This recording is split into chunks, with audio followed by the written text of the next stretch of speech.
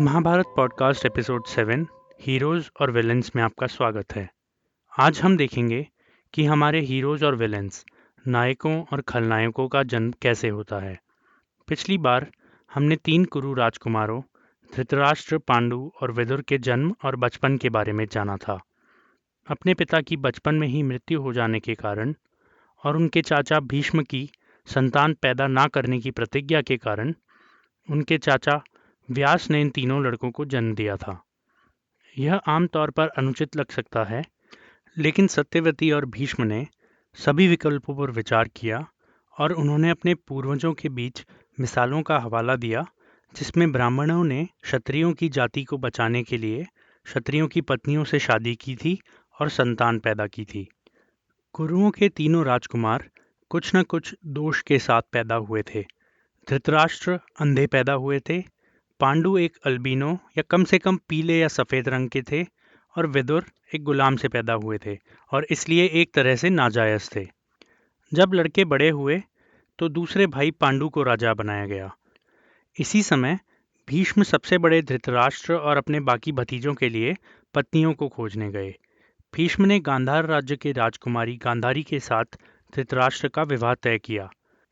गांधार आधुनिक पाकिस्तान में भारत के उत्तर पश्चिम में स्थित एक राज्य था। यदि आप महाभारत के समय के भारत के मानचित्र को देखें तो आप देखेंगे कि हस्तिनापुर राज्य भारत के उपजाऊ गंगा नदी के डेल्टा पर बसा था। यह असाधारण उपजाऊ भूमि भारत में केंद्रीय स्थान के साथ हिमालय की तलहटी के साथ साथ उत्तर पश्चिम से दक्षिण पूर्व तक फैले राज्यों की लाइन के मध्य में बसी थी। इससे लगता है कि कौरव उस समय की अंतर्राष्ट्रीय राजनीति में रणनीतिक रूप से महत्वपूर्ण खिलाड़ी रहे होंगे। गांधार की इस राजकुमारी का नाम गांधारी था। उसके परिवार ने पहले तो एक अंधे व्यक्ति से शादी करने में संकोच किया, लेकिन पुनर्विचार कर लिया क्योंकि वह एक शक्तिशाली राजवंश में सबसे बड़ा बेटा था। यह मुझे और कुछ अन्य उदाहरणों से प्रतीत होता है कि उस समय बच्चों की शादी उम्र के क्रम में की जाती थी, इसीलिए धृतराष्ट्र की शादी सबसे पहले हुई। गांधारी इस हद तक वफादार थी और एक अच्छी पत्नी का प्रतीक थी कि उनकी सगाई के बाद उन्होंने अन्य पुरुषों का नाम लेने से भी इनकार कर दिया था। जब उन्हें पता चला कि धृतराष्ट्र अंधे हैं, तो उन्होंने आजीवन अपनी आंखों पर कपड़ा बांधने का संकल्प किया ताकि उन्हें अपने पति से ज़्यादा कुछ न दिखे और उन पर कोई फायदा ना हो। गांधारी को शिव की तपस्या करने के कारण एक वरदान प्राप्त था कि उनके 100 पुत्र होंगे। इस वरदान के साथ कुरुवंश को सिंहासन पर उत्तराधिकारियों की कमी का भी कोई डर न था।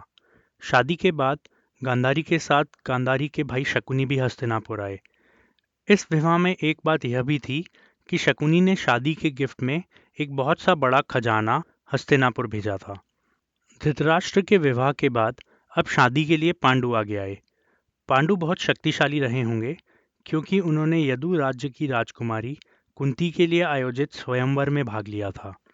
कुंती शूरसेन की बेटी थी जो यदुओं के प्रमुख थे। उसके बाद उसे कुंतीभोज नाम के एक अन्य राजा ने गोद ले लिया था। यदु ने मथुरा के आसपास के क्षेत्र में कौरवों के दक्षिण में शासन किया था। कुंतीभोज यदु का एक दक्षिणी पड़ोसी था और इस तरह कुंती के साथ शादी ने दक्षिण में 2 राज्यों के साथ गठजोड़ किया। कुंती के वंश के बारे में एक और महत्वपूर्ण बात यह है कि उसके भाई का नाम वासुदेव था और वे कृष्ण के पिता थे। इसलिए पांडवों का न केवल दक्षिणी पड़ोसी के साथ एक गठबंधन था, बल्कि वे भगवान कृष्ण के चाचा भी थे। पांडु कुंती के साथ इस विवाह के बाद भीष्म के साथ हस्तिनापुर के पश्चिम में एक राज्य माद्रा गए। यहाँ उन्होंने उस राज्य की बेटी के साथ दूसरे शादी का अनुबंध किया। राजकुमारी का नाम माद्री था। यहाँ पर कौरवों ने विवाह की पूरी व्यवस्था करी और एक बहुत बड़ा खजाना माद्रा में दिया। पांडु ने अपने दोनों विवाहों का आरंभ अपने अन्य पड़ोसियों के साथ एक महान युद्ध अभियान के साथ किया। पश्चिम और दक्षिण के राज्यों के साथ उसके ठोस संबंध होने के बाद उन्होंने काशी, मगध, पुंज, विदिहा और सूम के साथ युद्ध किया। यह सभी राज्य आधुनिक बिहार और पश्चिम बंगाल में स्थित हैं। पांडु ने इन सभी राज्यों को युद्ध में जीत लिया। प्राचीन भारत से लेकर ब्रिटिश राज तक भारतीय इतिहास का अध्ययन करने के बाद मुझे यह बहुत दिलचस्प लगता है कि भारत की राजनीति कितनी एक जैसी रही है। आज़ादी के पहले तक सरकार हमेशा सीधे राज करने के बजाय प्रॉक्सी द्वारा राज करना पसंद करती थी।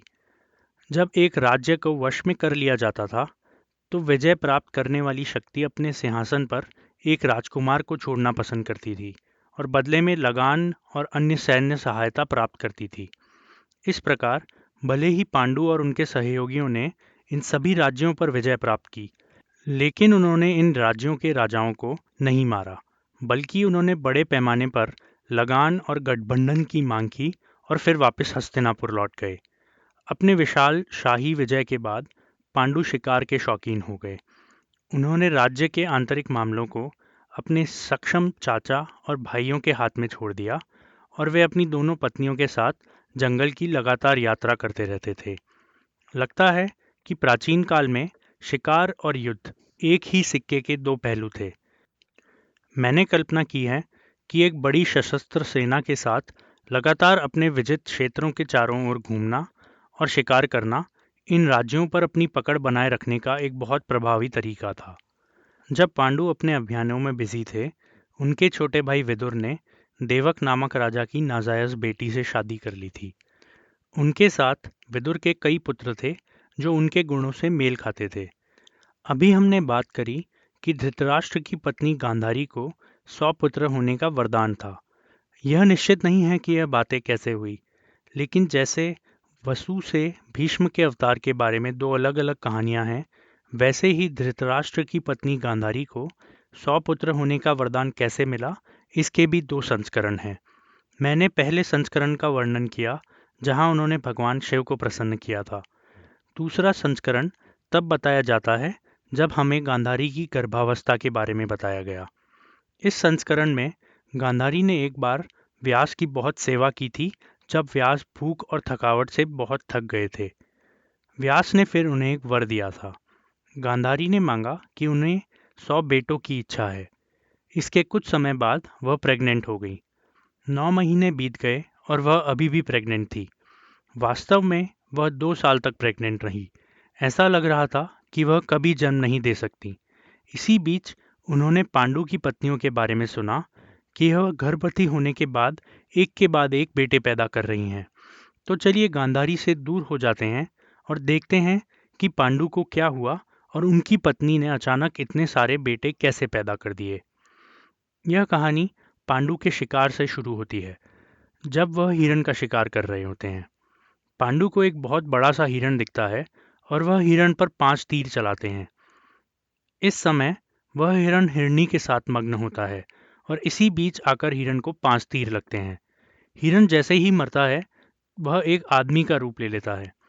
पांडु को पता चलता है कि हिरण तो वास्तव में एक बहुत ही बड़ा तपस्वी था जो जंगल में विचरण कर रहा था और हिरण का रूप लिए हुए था।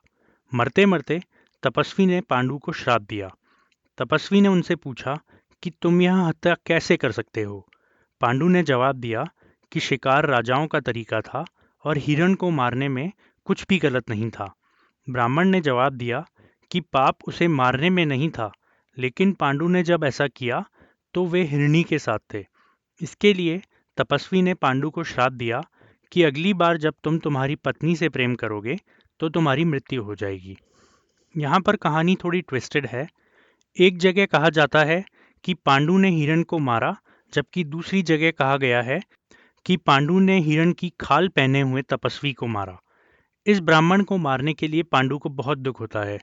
वे अपने पिता विचित्रवीर्य के बारे में सोचते हैं कि कैसे आनंद की खोज में जीवन व्यतीत करने के बाद वे निःसंतान मर गए। उन्होंने अपने प्राकृतिक पिता व्यास की राह पर चलने के बारे में सोचा और अपनी सांसारिक संपत्ति को त्यागने और जंगल में रहने का फैसला किया। पुस्तक में यह स्पष्ट नहीं है कि कब पांडु ने राज्य का त्याग किया। जब उन्होंने अपने त्याग की घोषणा की, तो उन्होंने अपने अनुयायियों को राजा को सूचित करने के लिए कहा। मानना यह है कि शायद वह पहले ही अपने अंधे बड़े भाई को ताज के लिए इस्तीफा दे चुके थे जब वह जंगल में रिटायर हुए थे और इस समय उन्होंने केवल मुकुट का त्याग किया। यह मेरे लिए स्पष्ट नहीं है कि क्या हुआ था, लेकिन मायने यह रखता है कि भले ही धृतराष्ट्र को राजा की पंक्ति में अयोग्य घोषित किया गया था, लेकिन वह अब भी सिंहासन के लिए पंक्ति में नेक्स्ट थे। इसीलिए जब पांडु राजा नहीं रहे, ताज अपने आप उनके बड़े भाई के पास चला गया। पांडु की दोनों निष्ठावान पत्नियों ने उनकी तपस्या में शामिल होकर भोजन के लिए भटकते हुए भीख मांगी। पांडु ने अपनी पहचान को एक तपस्वी के रूप में कुछ इस तरह से ग्रहण किया कि वह एक माननीय ब्राह्मण की तरह रहने लगे और जंगल के अन्य सभी तपस्वियों के साथ यात्रा करने लगे। समय के साथ साथ उन्होंने अपनी स्थिति पर विचार किया कि वह धीरे धीरे बच्चों की अक्षमता के बारे में बहुत हताश हो गए। उन्होंने कानून और वेदों का हवाला देते हुए यह तक कहा कि एक राजा के बच्चे ना होना अपने पूर्वजों की हत्या करने के समान है। वह इतने हताश हो गए कि वह आत्महत्या के बारे में भी सोचने लगे। अपनी हताशा में पांडु ने अपनी पत्नी कुंती को यह सुझाव दिया कि वह प्रेग्नेंट होने के लिए किसी ब्राह्मण जाति के एक श्रेष्ठ व्यक्ति के पास चली जाएं। कुंती ने एक और राजा की कहानी के साथ उत्तर दिया जो नपुंसक था और जिसकी मृत्यु हो गई थी। उसकी पत्नी ने राजा की लाश को ले जाने से इनकार कर दिया और कई हफ्तों तक उसकी मृत्यु और उसकी संतानहीनता का शोक मनाया। अंत में उसके मृत पति की आत्मा वापस आ गई और पत्नी प्रेग्नेंट हो गई। पांडु शायद इस कहानी में, क्योंकि पति की मृत्यु हो जाती है, इस बात को ज़्यादा पसंद नहीं करते थे। इसीलिए वह उनके अनुरोध पर अड़ गए कि वह कुंती के लिए एक ब्राह्मण ढूंढ लेंगे। इस बिंदु पर कुंती ने पांडु को बताया कि जब वह अपने पिता के महल में रहती थी तो उन्होंने एक ऋषि की सेवा की थी। इस सेवा के परिणाम स्वरूप उन्हें यह वरदान मिला था कि वह किसी भी भगवान को बुला सकती है और उसके साथ बच्चे पैदा कर सकती हैं। जब पांडु ने यह सुना तो वह बहुत प्रसन्न हो गए और उन्होंने कुंती को कहा कि उन्हें भगवान धर्म का आह्वान करना चाहिए और उनके साथ एक बच्चा पैदा करना चाहिए। तब कुंती ने मंत्र का पाठ किया और भगवान धर्म का आह्वान किया। इसी समय आकाश से एक आवाज ने घोषणा की कि कुंती को एक बच्चा पैदा होगा। यह बच्चा धर्म का एक महान धारक और प्रसिद्ध राजा होगा जिसका नाम युधिष्ठिर होगा। आपको आश्चर्य हो सकता है कि धर्म अभी भी एक ईश्वर कैसे हैं, जबकि उन्होंने पहले एपिसोड 6 में विदुर के रूप में जन्म लिया था। यह इसलिए है कि इसे आंशिक अवतार कहते हैं। देवता केवल मानव के रूप में अवतार लेने के लिए खुद का एक हिस्सा नीचे भेजते हैं, और क्योंकि युधिष्ठिर और दोनों आंशिक अवतार थे, धर्म अपने दैविक रूप में अभी भी थे। युधिष्ठिर के जन्म के बाद पांडु ने फिर से मंत्र जारी रखने का आग्रह किया। अगली बार पांडव और कुंती को एक बहुत मजबूत बच्चे की इच्छा हुई तो कुंती ने पवन देव को बुलवाया। इस बच्चे का नाम भीम रखा गया और वह बचपन से ही बहुत मजबूत था। इस बिंदु पर हमें गांधारी के पास वापस जाना चाहिए। याद रखें कि वह भी प्रेग्नेंट थी और वास्तव में कुंती द्वारा युधिष्ठिर को गर्भ धारण करने से पहले गांधारी प्रेग्नेंट हुई थी। इसीलिए गांधारी के पास यह सोचने का हर कारण था कि उनका बेटा सबसे बड़े बेटे का सबसे बड़ा बेटा होगा। दूसरे शब्दों में, उनका बच्चा कुरु सिंहासन के उत्तराधिकारी के लिए सबसे पहली पसंद होनी चाहिए थी। जब उनकी प्रेगनेंसी 1 वर्ष से अधिक हो गई तो उनकी निराशा की कल्पना करें कि उनके बच्चे से पहले युधिष्ठिर का जन्म हुआ। उनकी फ्रस्ट्रेशन और बढ़ गई जब उन्हें पाया कि कुंती दूसरे बच्चे के साथ प्रेग्नेंट थी। 2 साल की गर्भावस्था के बाद उन्होंने आखिरकार परेशान होकर अपने पेट को पीटना शुरू किया। परिणाम स्वरूप उनके पेट से एक बड़ा सा मांस का गोला निकल गया। गांधारी गुस्से में इस मांस को टुकड़े को लेकर फेंकने के लिए बाहर आ गई। इसी समय व्यास ने महसूस किया कि गांधारी को उनकी ज़रूरत है और जल्दी से वह उनके पास आ गए। व्यास ने गांधारी से पूछा कि यह तुम क्या कर रही हो। गांधारी ने सच्चाई से जवाब दिया कि जब मैंने सुना कि कुंती ने अपने पहले बेटे को जन्म दिया है और वो दोबारा प्रेग्नेंट हैं, तो मैं इतनी दुखी हो गई कि मैं अपने पेट को काट लिया। गांधारी ने कहा कि आपने मुझसे 100 पुत्रों का वादा किया था और मुझे यह मांस का गोला मिला है। व्यास ने उत्तर दिया कि मैंने कभी झूठ नहीं बोला है और इसीलिए जब मैंने कहा कि आपके 100 पुत्र होंगे तो आप सुनिश्चित हो जाएं कि आपके 100 पुत्र होंगे। व्यास ने कहा कि वह 100 घड़े स्थापित करें और उन्हें घी से भर दें। आगे उन्होंने कहा कि मांस के गोले के ऊपर ठंडा पानी छिड़कें। जैसे ही मांस पानी के संपर्क में आया, वह 101 टुकड़ों में बिखर गया। प्रत्येक की साइज अंगूठे के बराबर थी। हर टुकड़े को एक घड़े में डाल दिया गया। कुछ समय बाद सभी बर्तन एक साथ टूट गए और उनमें से बच्चे बाहर आए। बर्तन से बाहर आने वाले सबसे पहले का नाम दुर्योधन था और वे उसी दिन पैदा हुए जब पांडु के दूसरे पुत्र भीम पैदा हुए थे। गांधारी पहले प्रेग्नेंट हुई, लेकिन वास्तव में पहले पैदा होने वाले युधिष्ठिर थे। दुर्योधन सबसे बड़े राजा के पुत्र थे, लेकिन युधिष्ठिर सबसे बड़े पुत्र थे। इन सवालों के आसपास ही भविष्य के सभी संघर्षों का जन्म होता है। धृतराष्ट्र को शायद कुछ ठगा सा महसूस हो रहा था। उन्होंने भीष्म, विदुर और उनके सलाहकारों को बुलाया और कहा कि युधिष्ठिर हमारी पंक्ति में सबसे बड़े पुत्र हैं। वे अपने आप राज्य प्राप्त करेंगे, लेकिन दुर्योधन युधिष्ठिर के बाद राजा बन जाएंगे। जब धृतराष्ट्र ने बोलना समाप्त किया तो सभी दिशाओं से जानवरों और गीदड़ों की आवाज आने लगी। इसे एक बुरे संकेत के रूप में लेते हुए विदुर ने सभी से कहा कि तुम्हारा यह पुत्र पूरे वंश की मृत्यु का कारण होगा और आपको उसे अभी मार देना चाहिए। आपके फिर भी 99 पुत्र होंगे और इस बलिदान के द्वारा आप अपने वंश को बचा पाएंगे। विदुर ने कहा कि एक परिवार को बचाने के लिए आदमी एक बेटे का बलिदान कर सकता है, एक गांव को बचाने के लिए एक परिवार का बलिदान कर सकता है, एक देश को बचाने के लिए एक गांव का बलिदान कर सकता है, पृथ्वी को बचाने के लिए एक देश का बलिदान कर सकता है और एक आत्मा को बचाने के लिए पूरी पृथ्वी का बलिदान कर सकता है। विदुर और अन्य सभी सलाहकार इससे सहमत थे, लेकिन अंधे राजा ने कोई कार्यवाही नहीं की, क्योंकि वह अपने सभी बेटों से बहुत प्यार करते थे। सबसे बड़े पुत्र दुर्योधन के अलावा धृतराष्ट्र के इन जारों से 99 और पुत्र और एक पुत्री भी थी। मैं आपको उन सब के नाम नहीं बताऊंगा, क्योंकि ज़्यादातर लोग कहानी में कोई भूमिका नहीं निभाएंगे। मुख्य पुत्र दुर्योधन और दुशासन होंगे और एक और पुत्र युयुत्सु होगा, जो कि एक नौकर लड़की से पैदा हुआ। अब वापस पांडु के पास चलते हैं, जिनके दूसरे पुत्र भीम का जन्म उसी दिन हुआ था जिस दिन धृतराष्ट्र के पहले पुत्र दुर्योधन का जन्म हुआ। भीम के जन्म के बाद पांडु ने कुंती से एक और बार प्रयास करने को कहा। इस बार उन्होंने स्वयं इंद्र को बुलाने का निर्णय किया। इंद्र के सहयोग को सुनिश्चित करने के लिए उन्होंने और कुंती ने पूरे 1 साल तक कड़ी तपस्या की और एक पैर पर खड़े होकर सूर्य का सामना किया और कोई भोजन नहीं किया। अंत में भगवान इंद्र प्रसन्न हुए और इस प्रकार महान नायक अर्जुन का जन्म हुआ। इस बड़ी सफलता के बाद पांडु को थोड़ा लालच आ गया। वह यह सोचने लगे कि वह किस किस भगवान को बुला सकते हैं, लेकिन कुंती ने उन्हें यह कहते हुए रोक दिया कि उन्हें इन 3 शक्तिशाली पुत्रों के साथ संतोष करना चाहिए, अधिक मांगना अनुचित होगा। माद्री ने कहा कि वह भी मां बनना पसंद करेंगी। कुंती सहमत हो गई और अपनी सहपत्नी को उन्होंने मंत्र दिया ताकि वह भी ये बेटा पैदा कर सकें।